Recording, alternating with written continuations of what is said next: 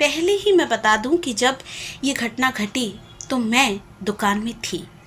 ये सब कुछ मेरे सामने घटा है। जो कुछ भी हुआ मैंने अपनी आंखों से वो देखा हुआ है।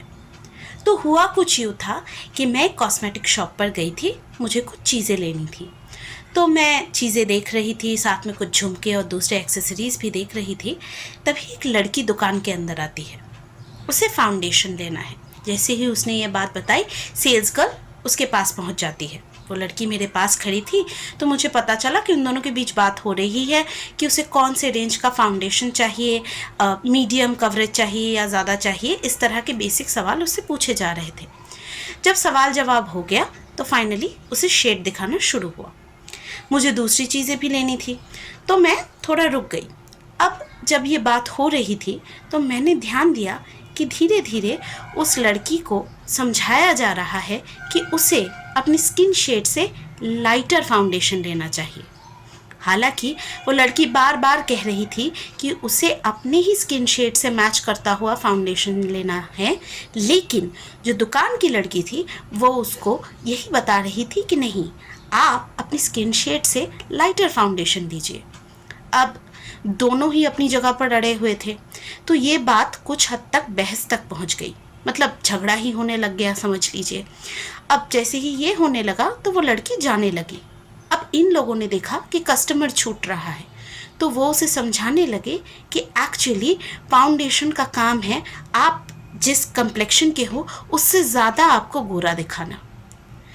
जैसे ही मैंने ये बात सुनी मुझे बहुत अजीब लगा। वैसे मुझे मेकअप के बारे में ज़्यादा तो नहीं पता, लेकिन इतना तो पता है कि आजकल कोई भी अपने मुंह को सफ़ेद करने के लिए पूरा मुंह फाउंडेशन से नहीं पोत लेता। मैं चली ही जाती शायद, लेकिन मैंने सोचा कि रुक जाते हैं और देखते हैं कि ये बात आखिर कहाँ तक पहुँचती है। देखिए, वो लड़की बिल्कुल सॉर्टेड थी। उसे पता था उसे अपनी ही शेड का फाउंडेशन चाहिए, ना उससे डार्क चाहिए ना उससे लाइट चाहिए। वो बार बार वही बात बोले जा रही थी, लेकिन ये लोग उसे बताए जा रहे थे कि नहीं, फाउंडेशन का काम है आपको गोरा दिखाना। समझने की कोशिश कीजिए, अभी भी आपको कहा जा रहा है कि मेकअप के थ्रू आप खुद को गोरा बनाइए। मैं थोड़ा सा उस लड़की की तरफ गई और मैं कैजुअली चीज़ें देख रही हूँ। इस तरह से मैंने फाउंडेशन का बॉटल उठाया, उन दोनों शेड्स को कंपेयर किया, तो मैंने पाया कि वो लड़की जो शेड खरीदना चाहती है उसकी कीमत, जो शेड उसे बेचने की कोशिश की जा रही है, उससे लगभग 100-200 रुपये कम है। तो खेल यहाँ है, अगर वो लोग महंगा फाउंडेशन बेच पाते हैं तो उन्हें फ़ायदा ज़्यादा होगा। मैं चुप करके खड़ी रही और मैं देखना चाहती थी कि क्या होता है।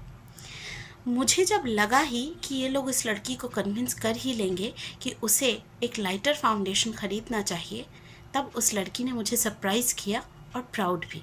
उसने साफ साफ कह दिया कि या तो वो जो शेड खरीदने आई है वो वही लेकर घर जाएगी, या फिर यहाँ से वो कभी कुछ नहीं खरीदेगी और अपने दोस्तों और सहेलियों को भी बता देगी कि वो अपने चाहने वालों के लिए यहाँ से कुछ ना ले या ख़ुद भी कोई शॉपिंग ना करे।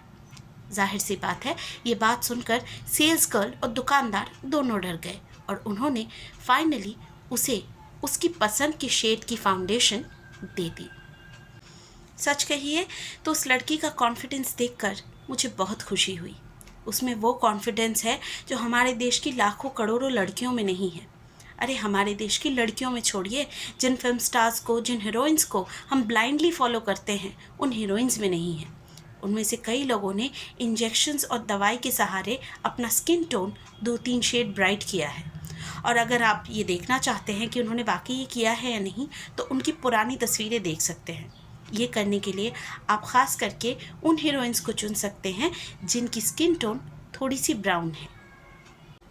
देखिए, वक्त के साथ साथ हमारे देश में बहुत कुछ बदला है। कपड़े पहनने का स्टाइल, बाल बनाने का तरीका, बहुत कुछ।